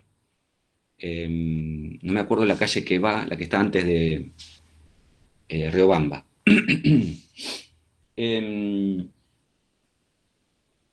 El sepelio de Luis Alayana, como lo vemos acá, toma por calle Pellegrini, desde allá abajo, de Necochea, y caminan hasta el cementerio El Salvador. Y de ese sepelio participan entre 10.000 y 15.000 personas. Ahí en El Salvador paran, se le hace una autopsia al cuerpo y la entierran a Luisa en el cementerio de los pobres, que es el cementerio de La Piedad. Y para ir hasta La Piedad, muchos taxis ofrecen sus autos, muchos taxistas ofrecen sus autos para llevar a la gente para acompañar a Luis Alayana. Es un acontecimiento que conmueve a la ciudad enormemente y a todo el país. Por la tarde, los barrios van en masa marchando hacia el centro y empiezan a marchar, y a medida que van marchando van destrozando todo. O sea, lo que se había hecho durante toda esa época era embellecer a la ciudad, comprar faroles, mejorar las vidrieras, etcétera, etcétera. Entonces, estos sectores postergados de la ciudad que no habían tenido acceso a ese bienestar, lo que hacen es atacan al centro de la ciudad. Van a los mercados, todavía en esa época había mercados como el que dijimos recién, hay uno por Urquiza y Presidente Roca, donde está el Coto ahora, había uno 1 de Mayo y Mendoza, el mercado del Abasto. Va la gente, se pone en la puerta de los mercados y le dice, tienen 5 minutos para salir porque vamos a entrar. Salen, y bueno, se producen saqueos, se producen destrozos, y claramente el diario La Capital y los sectores de comerciantes están preocupadísimos por este avance de estos sectores populares y dicen, bueno, lo que fueron los nenes que iban y rompían todo, que es verdad, los nenes iban adelante tirando piedra, etcétera, etcétera. Entonces empieza la preocupación, ¿qué hacen estos chicos? ¿Por qué no están en la escuela? ¿Qué esto, qué lo otro?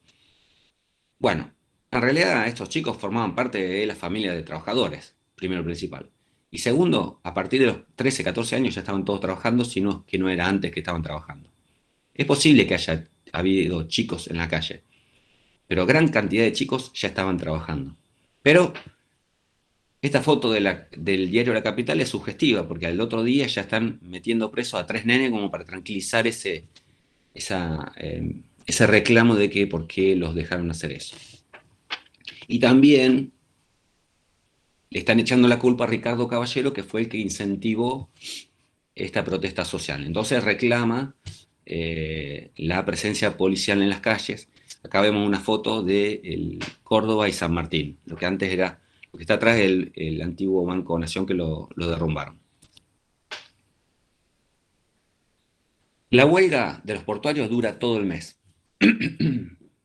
Y hacia fines de mes, algunos empresarios que no quieren ceder, centavos no quieren ceder. O algunos dicen, bueno, damos el aumento, pero no queremos a los sindicatos acá adentro. Hacia fines de mes, también grupos anarquistas, pero trabajadores y chicos trabajadores, nuevamente en los días de paro, salen a apedrear. A veces van a apedrear a las escuelas, pero a veces van a apedrear a los tranvías que siguen rompiendo la huelga. Y en uno de esos enfrentamientos, desde los tranvías disparan, porque iban custodiados por bomberos. En uno de esos tranvías disparan y matan a un nene panadero que se llama Camilo Leonardi.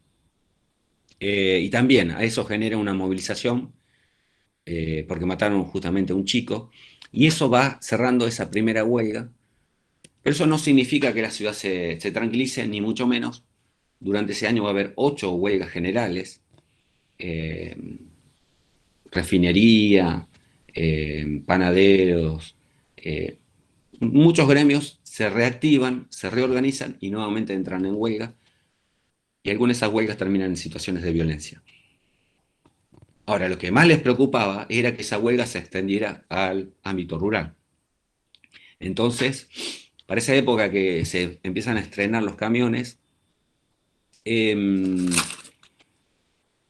la huelga se llegó al campo y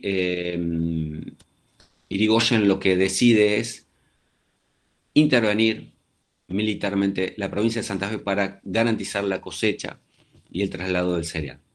Y esa intervención provoca una nueva, o él se rechazo a la figura de Caballero por parte de Irigoyen, o sea, ahí se pelean con Irigoyen, Caballero y Irigoyen, es darle un poco vuelta la espalda a este Caballero, bajarle el tono a Pedro Gómez Sello, que era el gobernador, que estaba en línea con Caballero, que había recibido un fuerte apoyo de caballeros del sur de la provincia en votos. Le baja el tono y es como que los deja medio pintados, porque está haciendo caso a lo que está reclamando el sector empresario de la ciudad de Rosario, que incluso ya le había dado por renunciado varias veces a Caballero, que yo hoy me olvidé de decirles había sido designado jefe político de la ciudad. Ahora, así todo, la ciudad vuelve otra vez a tener conflictos sociales en 1929, porque se produce nuevamente una huelga de portuarios, y ahí vemos una inmensa asamblea en Plaza San Martín. Y esa asamblea se discutía continuar o no continuar con el paro. No es necesario volver a recordar que los portuarios tienen una importancia clave porque, como dice el historiador John Womack, tienen un lugar estratégico en la economía. Si ellos paran, para toda la economía. Entonces, por eso se militariza el puerto. O sea, en 1929 el conflicto tiene una gran dimensión y, llama la atención a todo el país, nuevamente la ciudad de Rosario. Y en 1929 se produce una gran huelga de tranviarios. Esto es un atentado que se hace en un tranvía donde ponen una bomba, porque acá viene la banda de Severino Di Giovanni. Severino Di Giovanni es un dirigente anarquista individualista que su teoría era actuar por el acontecimiento. Entonces viene su grupo y apoya a los huelguistas a su estilo, es decir, disuadiendo, poniendo bombas en los tranvías. Muchos de ellos son lastimados con las propias bombas que ponen, son eliminados por la policía. Ahí habría que leer el libro de Osvaldo Bayer, Severino y Giovanni, idealista de la violencia, y los anarquistas expropiadores.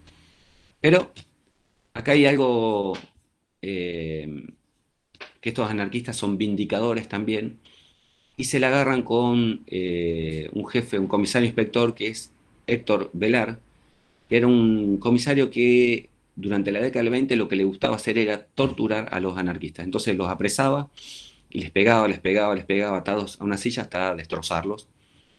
Y este personaje, que es el Vasco Velar, que había sido separado de la fuerza, pero vuelto a poner en la fuerza, también tenía actitudes raras, porque les pegaba a las prostitutas. O sea, iba a los prostíbulos, iba a las casas de tolerancia y les terminaba pegando a las prostitutas. Era un tipo que nadie lo quería. Entonces el grupo de Severino Giovanni lo intercepta cuando sale de un dentista en Rioja y España, le ponen un disparo en la boca, le hacen saltar los dientes, y bueno, ese es uno de los... Ahí tuvo una salida forzada este torturador de anarquista que, o sea, yo no lo reivindico, pero es un dato de color que muchos cuentan. Los anarquistas dirigentes portuarios terminan negociando la huelga, y esa negociación termina en feroces críticas, porque ni siquiera ellos sabían cómo negociarla y recibieron el apoyo de sindicalistas revolucionarios.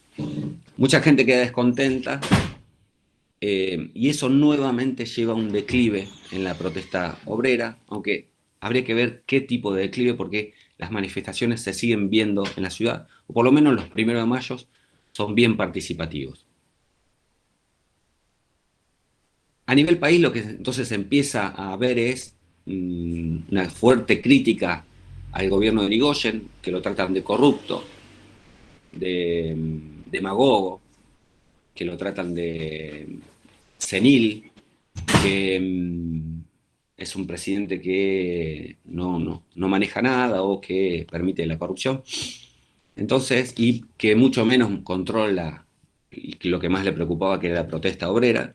Entonces, se pone en marcha la idea del golpe de Estado, que en Rosario es festejado por algunos sectores, principalmente festejado en el Jockey Club de la ciudad. Y acá lo vemos al dictador José Félix Uriburu con Lisandro Latorre, con el interventor que tiene un cigarrillo en la cabeza, el interventor de la provincia de Santa Fe, y este me parece que es Carrasco, el que tiene sombrero en la rodilla. No les voy a contar qué partido están mirando, porque no quiero asociarlo a un equipo, pero, es decir, el golpe de Estado también tiene su lado, o sea, no es rechazado de entrada por la sociedad, aunque rápidamente la gente se da cuenta de que el golpe de Estado es peor que el gobierno de Irigoyen, porque la crisis se acentúa, la protesta social se baja de 100 a 1, pero la situación de los trabajadores es de terror, y eso ya prepara la situación para lo que va a ser la década del 30, donde en 1932, 1933, se va a superar un 25% de desocupación, donde la gente no va a tener para ir a dónde ir a vivir, y vamos a ver familias que recorren la provincia haciendo campamentos, es decir, ranchitos o tiendas de lona en las afueras de las ciudades. De día salen a pedir y de noche duermen en esas carpas, y eso es lo que va generando las primeras villas miserias. O sea, así se generó la Villa 31, gente que ocupó el espacio del Estado, el espacio del ferrocarril, en ese lugar, haciendo sus ranchitos de chapa, porque ya no tienen más plata para pagar ni siquiera la habitación del conventillo. Hacen las changuitas, viven en el día, o si no salen a pedir todas las familias durante la jornada. Esa es la situación que se volvió totalmente dramática en la década del 30.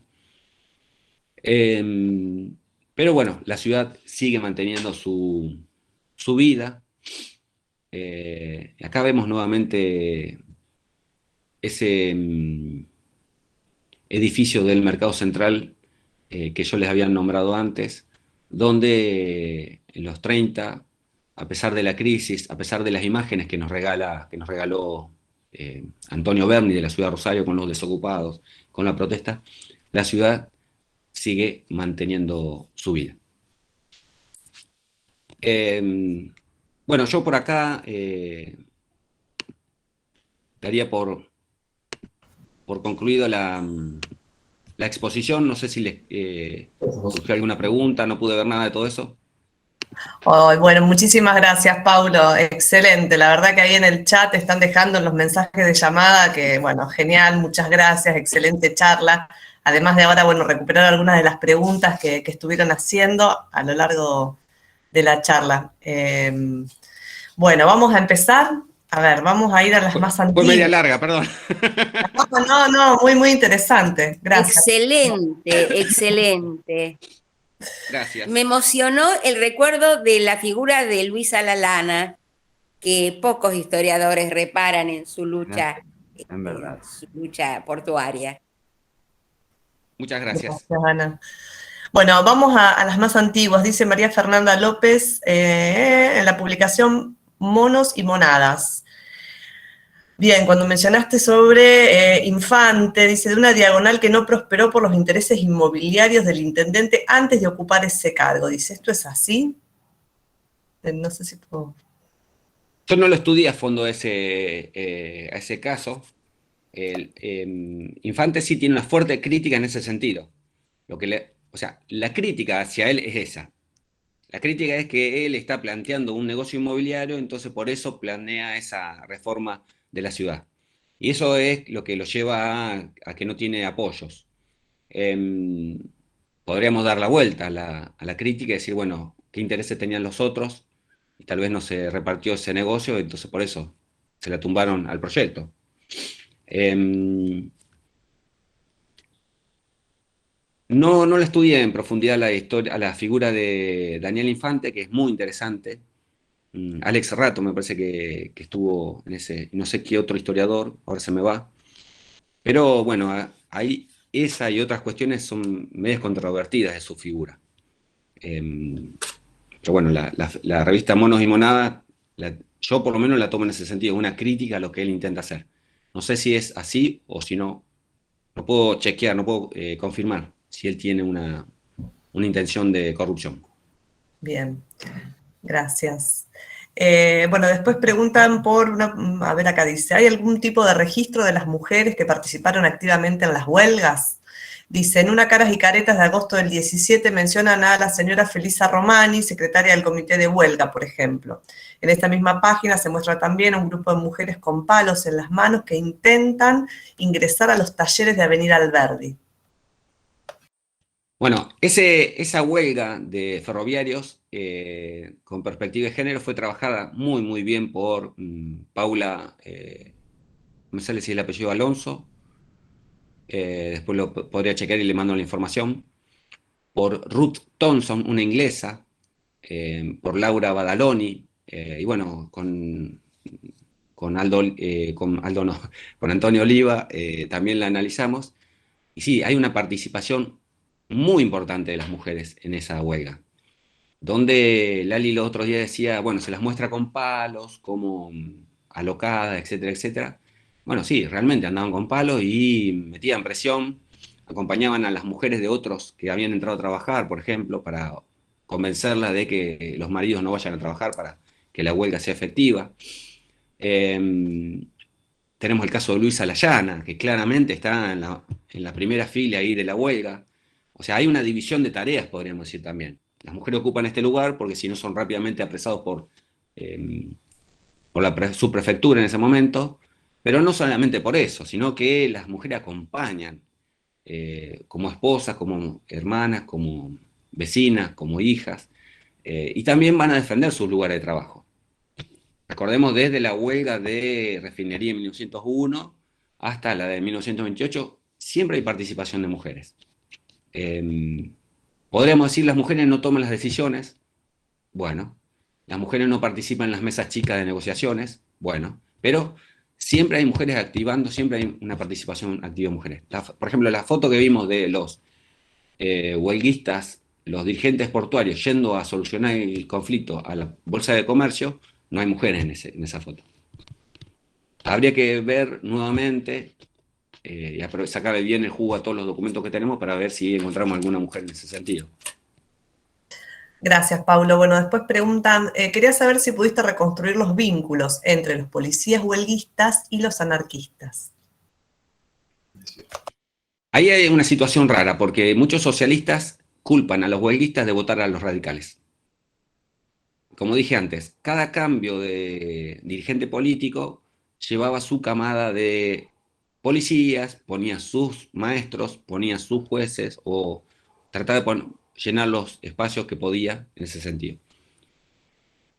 En ese sentido es posible que muchos anarquistas hayan sido policías y que por eso hayan entrado en la huelga. No pude, tendría que ver, ahí está Carlos Álvarez, un historiador que está haciendo un trabajo fenomenal, y bueno, Nico López, están viendo los prontuarios de los policías. Habría que ver si hay, están viendo los prontuarios de los anarquistas, habría que ver si de esos anarquistas hay algún policía. Lo que pasa después de esa huelga es que Cepeda intenta profesionalizar a la fuerza. Me parece que ahí lo que está tratando de hacer es sacando gente que no está tan convencida de que hay que reprimir, hacer muchas cosas. Tenemos que recordar que la policía siempre sale de la misma sociedad, entonces volcarla muchas veces hacia la misma sociedad cuesta. Y más en este caso donde hay sospecha que son anarquistas. La respuesta es no, no pude encontrar ningún vínculo, pero yo sospecho que hay vínculos. Pero también sospecho de que en el momento los anarquistas logran de una propaganda importante y eso los hace a que muchos policías se vuelquen vayan a un local anarquista a tratar de ver cómo sigue el conflicto. Gracias, Paulo. Les recuerdo que en los mensajes de la llamada, de la videollamada, está el link para que completen la asistencia del día de hoy. Lo fuimos compartiendo en varias oportunidades, así nos quedan registrados su participación hoy. Bueno, acá pregunta Facundo sobre la formación, composición y acciones de la Liga Patriótica y la Patronal en Rosario. Dice si hay algún material de consulta sobre la Liga Patriótica y la Patronal en Rosario.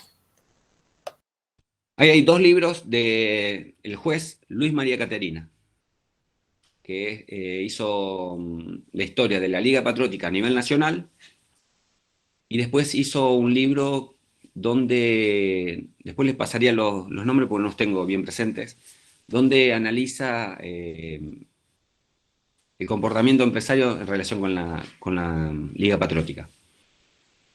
Después está el texto de Sandra McDeush, creo que se llama. Bueno, que no lo tengo a mano. Ah, sí.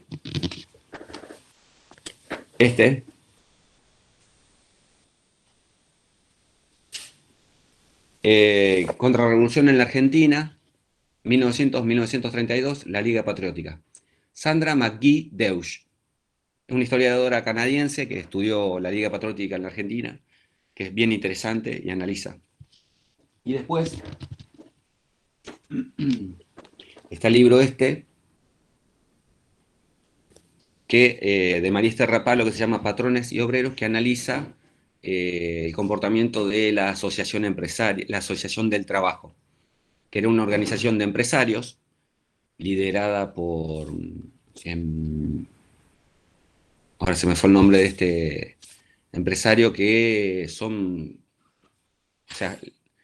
forman parte de la élite empresarial de Buenos Aires, que tiene un fuerte nexo con los empresarios locales y que los organizan para poder hacerle frente a las protestas sociales. Bien, gracias, Paulo.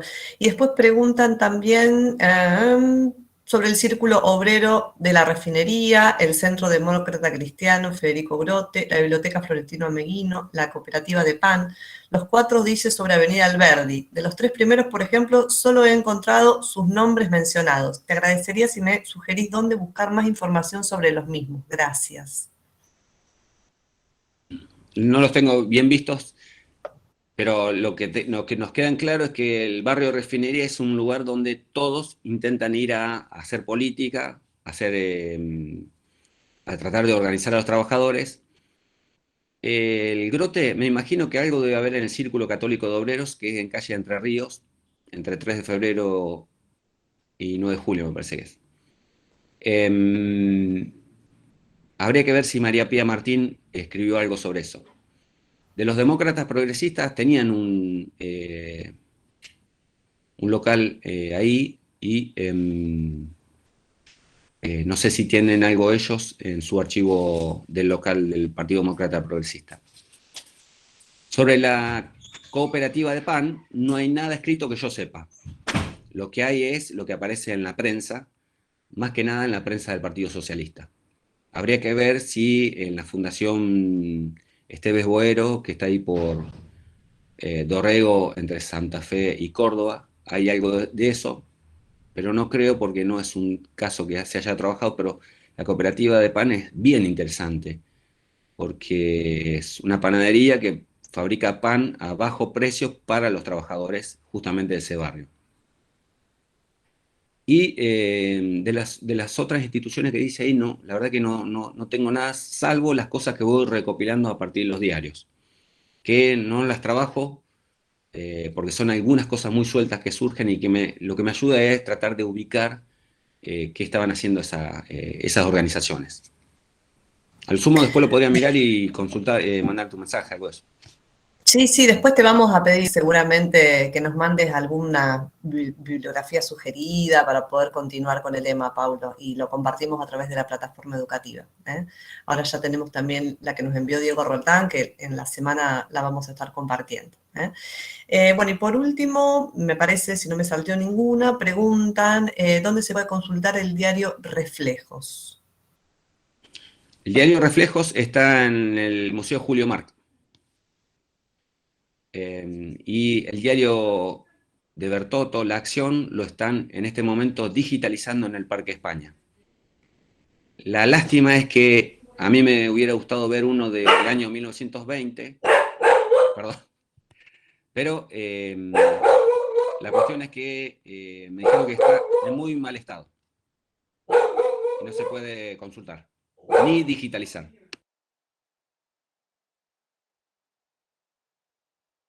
Bueno, a ver, están preguntando por el tercer encuentro, ¿cuándo estará disponible? Seguramente a principios de la semana que viene estará subido al canal de YouTube. No queríamos por ahí mezclar tanta información, pero ya desde principios de la semana próxima va a estar el video de Diego Roldán también subido al canal de YouTube. A ver si encuentro alguna otra pregunta, si alguien quiere hacer alguna intervención. Si no, me parece que ya las leímos a todas. ¿Alguien más que quiera hacer alguna consulta? Aprovechar estos últimos minutitos. Bueno, si no hay más preguntas, bueno, por nuestra parte, por parte del Museo de la Ciudad, Paulo, nuevamente agradecer la participación tuya el día de hoy. Excelente la intervención que has hecho, muy interesante el material, no solo bibliográfico, también fotográfico que presentaste, es maravilloso, muy interesante, enriqueció mucho la propuesta, así que muchísimas gracias, Paulo. Bueno, no, gracias a ustedes.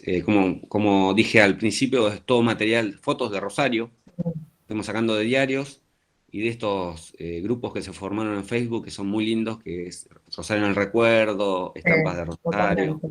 Están siempre muy cerca del museo todos ellos, así que muchísimas gracias. Recordarles el sábado 11 de junio es la próxima charla, recorridos urbanos y escenarios artísticos, una pesquisa sobre las obras de Antonio Berni, que algo mencionó Paulo también sobre él, en los años 30, ¿sí? Que va a estar a cargo de Guillermo Fantoni. Nos vamos más hacia las artes, pero siempre recuperando la historia de la ciudad. Así que, bueno, muchísimas gracias nuevamente, que tengan un muy buen fin de semana. Gracias a ustedes, un gusto, la verdad que un gusto.